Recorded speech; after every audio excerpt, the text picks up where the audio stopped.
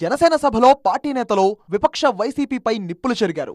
గత వైసీపీ సర్కార్ ఆర్థిక విధ్వంసం చేసిందన్నారు మంత్రి నాదెండ్ల మనోహర్. మన రాష్ట్రాన్ని అంధకారంలో నెట్టారు గత 5 సంవత్సరాల్లో వైఎస్ఆర్సీపీ పాలకులు.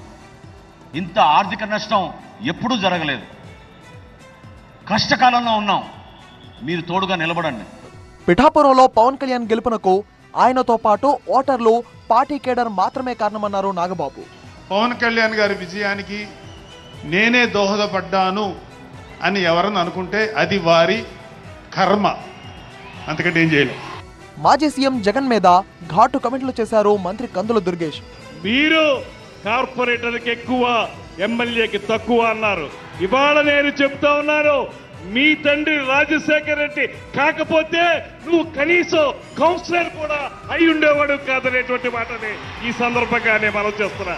తెలుగు రాష్ట్రాలతో పాటు దేశంలో ఏ నేతకు లేనంత క్రేజ్ పవన్ కళ్యాణ్ కు ఉందన్నారు ఎమ్మెల్యే పంతం నానాజీ. దేశంలో మోడీ గారి తర్వాత ఇంత ప్రేమ ఉన్న నాయకుడు ఎవరన్నా ఉన్నారంటే అది పవన్ కళ్యాణ్ అని చెప్పి నేను చెప్పగలుగుతా ఉన్నాను. సౌత్ ఇండియా మోడీగా పవన్ కళ్యాణ్ గారిని అభివర్ణిస్తున్నా. వైసీపీ అధినేత జగన్ వల్ల తాను ఆస్తులు పోగొట్టుకున్నా అన్నారు బాలినేని. ఒకటే అడిగా, సార్ మీతో నాకు సినిమాలు తీయాలని సార్ అని. నాకున్నటువంటి మా వియ్యంకుడికి నాకున్నటువంటి ఆస్తిని కూడా జగన్మోహన్ రెడ్డి గారు కాజేశాడని కూడా సభాముగా తెలియజేసుకుంటా ఉన్నా. నేతల నిప్పుల కనికల్ లాంటి మాటలతో జనసేన సభ వాడివేడిగా సాగింది.